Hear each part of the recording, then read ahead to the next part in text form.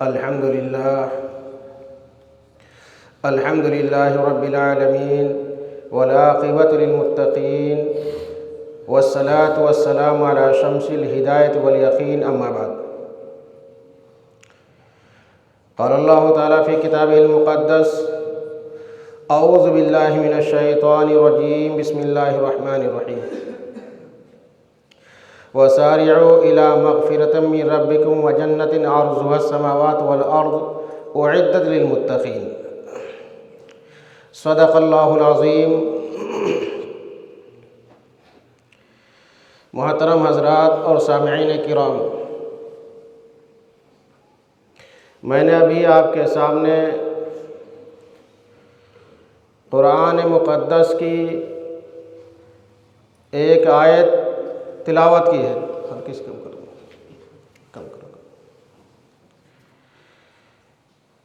جس کا خلاصہ یہ ہے کہ اللہ رب العزت فرماتا ہے، انسانوں کو مخاطب کر کے، کہ تم لوگ اپنے رب کی مغفرت، بخشش اور ایسی جنت کی طرف جلدی سے سبقت کر جاؤ، دوڑ جاؤ، جس کی چوڑائی آسمان اور زمین کے بقدر ہے، بلکہ اس سے زیادہ ہے. اعدت للمتقین، جو تیار کی گئی ہے متقیوں کے لیے، پرہیزگاروں کے لیے. تو مسابقہ کہتے ہیں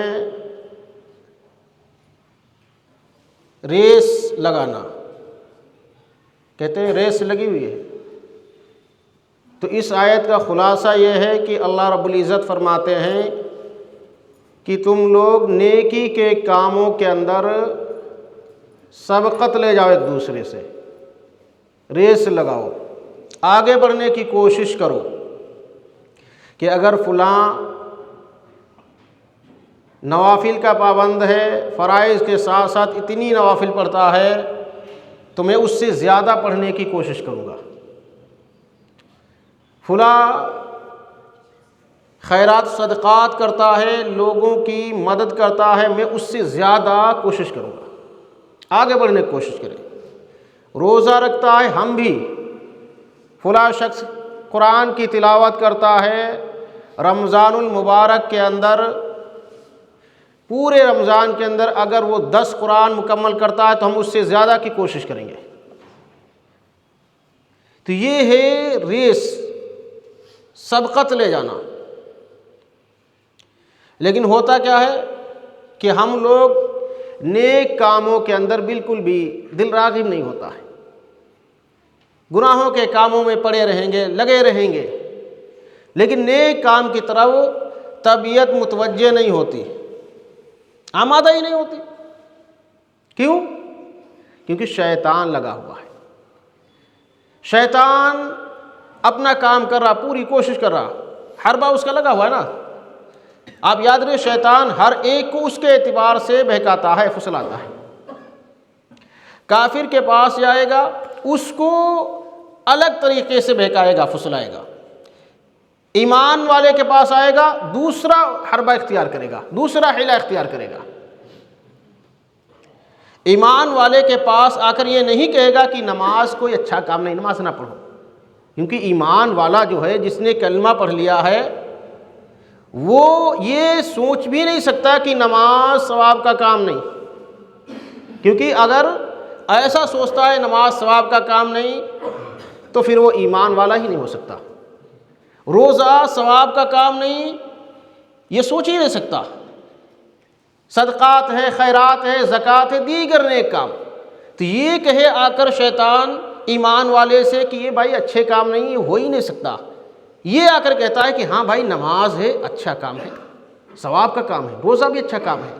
لیکن کیسے بہکاتا ہے، پھسلاتا ہے کہ چلو کل سے کر لیں گے، پرسوں سے کر لیں گے، چلو آئندہ کر لیں گے.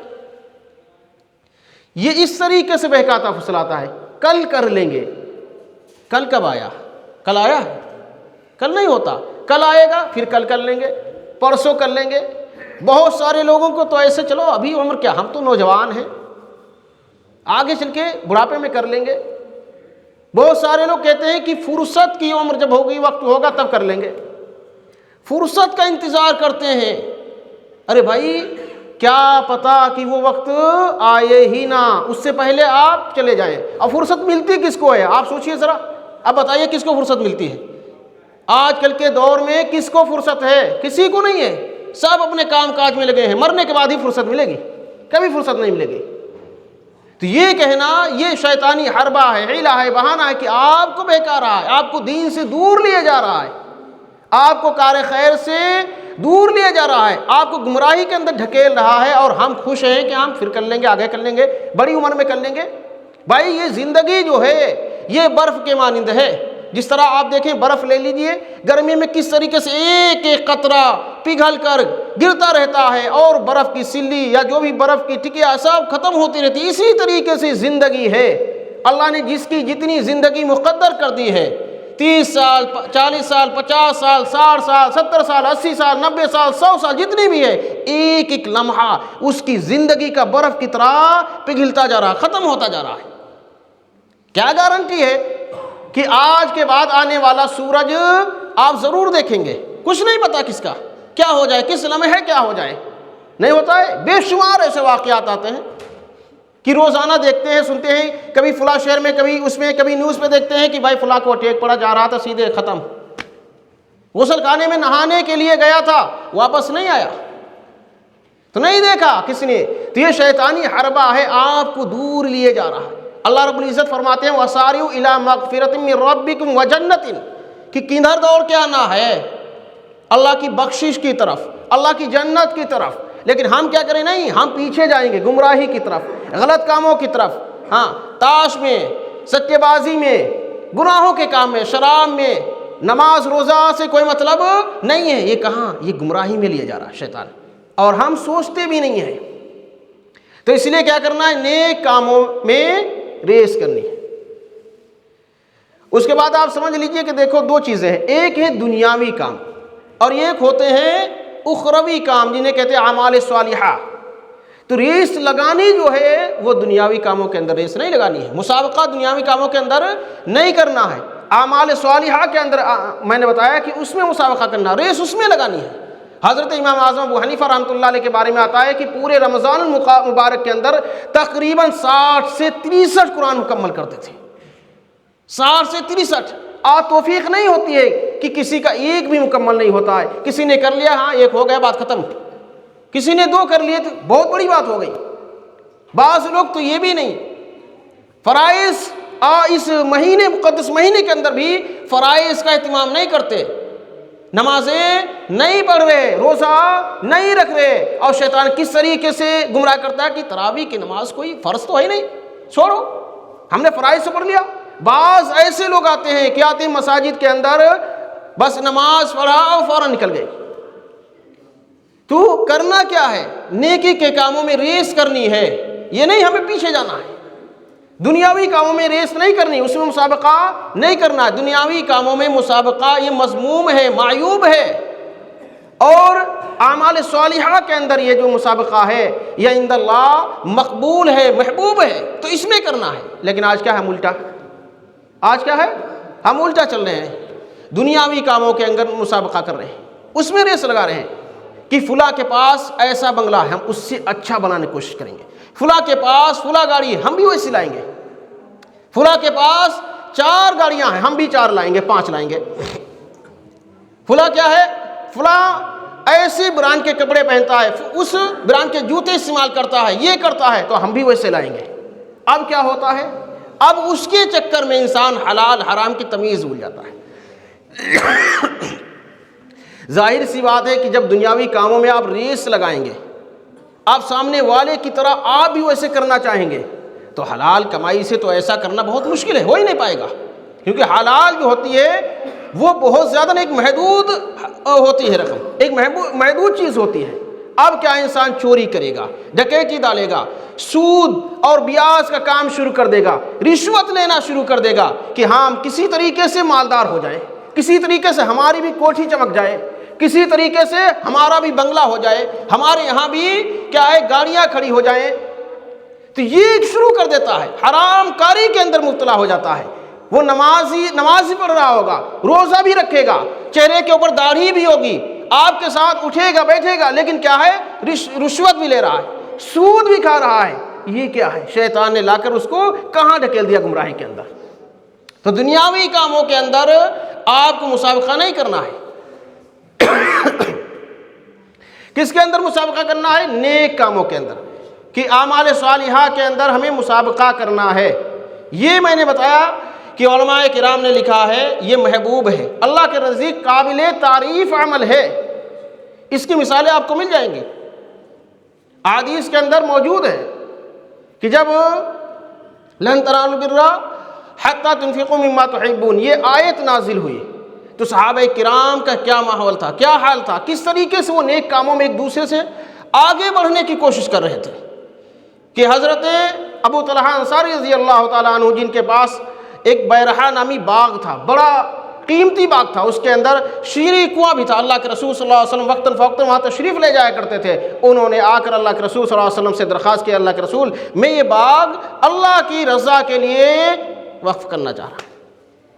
حضرت عمر رضی اللہ تعالیٰ عنہ آتے ہیں، ان کے پاس ایک قیمتی گھوڑا تھا اور انہوں نے اللہ کی رضا کے لیے اسے صدقہ کر دیا۔ حضرت زید بن حارثہ رضی اللہ تعالیٰ عنہ آئے، ان کے پاس ایک باندی تھی، انہوں نے اللہ کے راستے میں وقف کر دیا کہ اللہ کے رسول میں اس کو صدقہ کرنا چاہ رہا ہوں۔ تو صحابہ کرام کو دیکھیں کس طریقے سے آگے بڑھنے کی کوشش کرتے تھے، کس طریقے سے کہ فلاں نے اتنا کیا ہم اس سے زیادہ آگے بڑھنے کی کوشش کریں گے، لیکن دنیا کے اندر نہیں کبھی انہوں نے یہ ریس لگائی، کبھی نہیں لگائی، دین کے معاملے میں لگائی۔ غزوہ تبوک کے موقع پر سن 9 ہجری کے اندر جو غزوہ ہوا عیسائیوں سے رومیوں سے غزوہ تھا، اور اس وقت قحط سالی کا وقت تھا، گرمی سخت تھی، سفر دور کا تھا۔ اللہ کے رسول صلی اللہ علیہ وسلم نے اعلان کیا کہ دیکھیے سواری کی قلت ہے، اس لیے سواریاں چاہیے، روپیے کی ضرورت ہے، روپیہ چاہیے۔ صحابہ کرام کے پاس جو بھی تھا اللہ کے رسول صلی اللہ علیہ وسلم کی خدمت میں رکھ دیا۔ حضرت عمر رضی اللہ تعالیٰ عنہ گئے، اپنے گھر کا آدھا ساز و سامان اللہ کے رسول اللہ صلی اللہ علیہ وسلم کی خدمت میں رکھ دیا۔ حضرت ابوبکر صدیق رضی اللہ تعالیٰ عنہ انہوں نے اپنے گھر کا پورا سامان اللہ کے رسول اللہ صلی اللہ علیہ وسلم کی خدمت میں رکھ دیا۔ اسی طریقے سے حضرت عثمان غنی رضی اللہ تعالیٰ عنہ کے بارے میں آتا ہے کہ انہوں نے 900 اونٹ، 100 گھوڑے اور 1000 دینار اللہ کے رسول صلی اللہ علیہ وسلم کی خدمت میں رکھ دیا۔ غرض صحابہ کرام نے اپنی استطاعت کے مطابق جو بھی ہو سکتا تھا اللہ کے رسول صلی اللہ علیہ وسلم کو دل کھول کر انہوں نے امداد کی، مدد کی۔ عورتیں اپنے زیور تک اللہ کے رسول صلی اللہ علیہ وسلم کے پاس بھیج دیے، کیونکہ وہ نیک کاموں میں ایک دوسرے سے آگے بڑھنے کی ریس لگاتے تھے، دنیا کے کاموں میں نہیں۔ کبھی صحابہ کرام کے بارے میں یہ نہیں دیکھا جائے گا کہ انہوں نے یہ ریس لگائی ہو کہ عثمان غنی امیر ہے تو ہمیں بھی انہی کی طرح امیر بننا ہے، عبد الرحمن بن عوف امیر ہے ہمیں بھی انہی کی طرح امیر بننا ہے، حضرت ابو طلحہ انصاری امیر ہے ہمیں بھی انہی کی طرح امیر بننا ہے۔ نہیں، کبھی نہیں اس کے بارے میں ریس لگائی۔ ریس کس کے اندر لگائی؟ نیک کاموں کے اندر ریس لگائی ہے۔ آج کیا حال ہے کہ رمضان چل رہا، آپ دیکھ لیجئے جا کے، آپ تحقیق کر لیجئے جا کے، کتنے لوگ روزہ رہتے ہیں، اور جو روزے نہیں رہتے ہیں دھڑلے سے کھاتے پیتے ہیں، گٹکا بھی کھا رہے ہیں، سگریٹ پی رہے ہیں، بیڑی پی رہے ہیں، اور سامنے والا اگر سمجھاتا ہے تو کفریہ الفاظ ہوتے ہیں، بھائی روزہ وہ رکھیں جن کے پاس کھانے کے لیے نہیں۔ کھانا کس نے تمہیں دیا؟ کس نے پیدا کیا؟ جو آپ کو پیدا کر سکتا ہے، زندگی دے سکتا ہے، وہی موت دیتا ہے، اور جو آپ کو کھلا رہا ہے وہی آپ کا رزق چھین سکتا ہے۔ آپ کو کس نے دیا ہے؟ تو آج ہم کس طرف جا رہے ہیں؟ ہونا کیا چاہیے تھا کہ ریس ادھر لگانی چاہیے تھی کہ وہ روزہ رکھتا ہم بھی روزے رکھیں گے، وہ نماز پڑھتا ہے ہم بھی نماز پڑھیں گے، وہ تراویح پڑھتا ہے ہم بھی تراویح پڑھیں گے، نوافل کے بھی پابند ہو جائیں گے، روزے رکھیں گے، لیکن روزے نہیں رکھتے، زکوٰۃ نہیں دے رہے ہیں، جبکہ حدیث کے اندر بڑی سخت وعید آئی ہے کہ زکوٰۃ نہ دینے والوں کے ساتھ کیسا حشر ہوگا، کہ یہی سونا چاندی، یہی روپیہ پیسہ ایک گنجے اژدہے کی شکل میں آئے گا اور گلے کا توق بن جائے گا، ڈستا رہے گا، کہے گا انا کنزک انا مالک، کہ میں ہی تیرا خزانہ ہوں، میں ہی تیرا مال ہوں. لیکن نہیں، کبھی توفیق نہیں ہوتی، کبھی سوچتے نہیں ہیں، سوچتے ہیں یہ گن گن کے جو ہم رکھ رہے ہیں یہ ہمارے کام آئیں گے ہمیشہ. نہیں، یہ کچھ بھی ہمیشہ کام نہیں آنے والا ہے، اور نہ ہمیشہ رہنے والا ہے، نہ آپ ہمیشہ رہنے والے ہیں. ایک نہ ایک دن ختم ہو جائے گا اور سب یہیں چھوڑ کے اب چلے جائیں گے. جو آپ نے اپنے لیے کھا پی کر ختم کر دے وہ آپ کا ہے، اور جو آپ نے صدقہ خیرات کر کے آگے بھیج لیا وہ آپ کا ہے، اور جو آپ نے کسی کی مدد کر دی ہے یا پہن کے بوسیدہ کر دیا ہے وہ آپ کا ہے. اس کے علاوہ سارا جو بھی ہے وہ دوسرے لوگوں کا ہے، وارثوں کا، آپ کا کچھ بھی نہیں ہے. آج ہم غلط خیال کے اندر پڑے ہوئے ہیں کہ ساری چیزیں ہماری ہیں، یہ ہماری لیے وبال جان بن جائیں گے اگر ہم زکوٰۃ وغیرہ ان کا حق نہیں نکالتے ہیں. قرآن کی تلاوت پر عام دنوں میں ایک حرف کے پڑھنے پر 10 نیکیاں ملتی ہیں، اور رمضان مبارک کے اندر ایک نیکی جو ہے وہ 70 گنا بڑھ جاتی ہے. تو آپ سوچئے اگر ہم ایک حرف پڑھیں گے تقریباً کم سے کم 700 نیکیاں ملیں گی. ایک حدیث میں آتا ہے اللہ کے رسول صلی اللہ علیہ وسلم نے فرمایا، میں نہیں کہتا ہوں الف لام میم حرف واحد کہ یہ ایک حرف ہے، بلکہ آپ نے فرمایا بل الف حرف لام حرف میم حرف، کہ یہ 3 الگ الگ حرف ہیں. آپ سوچئے تو ذرا کتنی نیکیاں اللہ کی طرف سے، کتنی نوازشات ہے. لیکن ہم کیا ہے، بس نہیں، ہم تو اللہ کی نعمتوں سے، آپ کی مغفرت سے، آپ کی جنت سے اعراض کیے چلے جاتے ہیں، بھاگتے چلے جا رہے ہیں. تو اس لیے ضرورت ہے کہ صبح کا بھٹکا ہوا اگر شام کو گھر واپس آ جائے تو اس کو بھٹکا ہوا نہیں کہتے ہیں. آنکھ کھولے اور ہوش کے ناخن جو ہے لینے کی ضرورت ہے کہ ہم کدھر جا رہے ہیں. اللہ کے رسول صلی اللہ علیہ وسلم نے فرمایا ایک زمانہ ایسا آئے گا کہ فتنے عام ہو جائیں گے. صبح انسان مسلمان ہوگا، شام کو کافر ہوگا، شام کو مسلمان ہوگا، صبح کافر ہو جائے گا. تو اس لیے آپ ڈریے، اور آپ دیکھتے رہتے ارتداد کتنی تیزی سے بڑھ رہا ہے. اس کی ذمہ دار آپ بھی ہو جائیں گے اگر آپ نے اپنی نسلوں کو صحیح دین نہیں سکھلایا. آپ اگر خود دین کے پابند نہیں بنتے آپ کی آنے والی نسل کبھی نہیں بن سکتی ہے. اگر آپ نماز نہیں پڑھتے ہیں تو آپ کی آنے والی نسل کبھی نماز نہیں پڑھے گی. آپ روزہ نہیں رکھ رہے ہیں آپ کی نسل بھی روزہ نہیں رکھے گی. آپ زکوٰۃ نہیں دے رہے ہیں آنے والی نسل جو ہے وہ زکوٰۃ نہیں دے گی. آپ قرآن نہیں پڑھتے، مہینوں سالوں اسے رکھا رہتا ہے، قرآن کے اوپر دھول جم جاتی ہے. آپ کی آنے والی نسل ہے کبھی بھی نہیں پڑھے گی، کیونکہ یہ سمجھ رہے دیکھ رہے نا کہ ہمارے ماں باپ نے یہ کام نہیں کیے ہیں. اگر کرنے کے ہوتے تو وہ کرتے، بچپن سے دیکھتے چلے آ رہے بچے ہیں. تو پھر کیا ہوگا؟ اس کا لازمی نتیجہ یہی نکلے گا جا کے کہ بچے ارتداد کی طرف چلے جائیں گے. آپ اس کے ذمہ دار ہوں گے. صحابہ کرام نے کتنی قربانیاں دی، ایک ایک حدیث کے لیے مہینوں کا سفر کیا، اپنی بیوی بچے سب کو چھوڑ دیا، اپنے جان مال کی قربانی دی، تب جا کر یہ دین ہمارے تک صحیح سالم پہنچا ہے.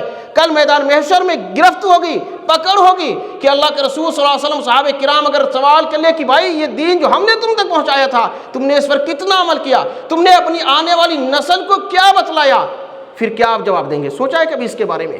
نہیں سوچا ہے، کیونکہ ہم تو مست ہیں موبائل کے اندر، ہم تو مست ہیں کھا پی کر بستروں کے اوپر پڑے رہتے ہیں. ایک مولویوں کا کام ہے نماز پڑھیں، مولویوں کا کام ہے اذان دیں، مولویوں کا کام ہے روزہ رکھیں. آپ اس سے توبہ کر لیجئے. آج جو اللہ کی گرفت آ رہی ہے، چاروں طرف مسلمان پریشان ہے، یہی وجہ ہے کہ ہم نے اپنا جو تعلق تھا اللہ سے بالکل مطمئن کمزور کر لیا. بس نام کا رہ گئے مسلمان، نام کا مسلمان رہ گیا. دیکھیے کون سی ایسی کمی ہے جو مسلمانوں کے اندر نہ پائی جاتی ہو. فتنوں کا زمانہ عام ہے، شروع ہو چکا ہے. اس لیے ہر ایک اپنے ایمان کی حفاظت کی ذمہ داری خود اس کو اٹھانی ہے. وہ کیسے؟ خود جو اعمال کرنے کے فرائض ہیں اس پر خود پابندی سے عمل کرے، اور جو بچنے کے ہیں اسے کلی طور پر اجتناب کرے. اپنے بچوں کو دین سکھلائے، دنیا کے ساتھ دین بھی سکھلائے، تب جا کر آپ بچ سکتے ہیں، ورنہ بچ نہیں پائیں گے. اللہ تعالی ہم سب کو کہنے سننے سے زیادہ عمل کی توفیق عطا فرمائے. وآخر دعوانا الحمدللہ رب العالمین.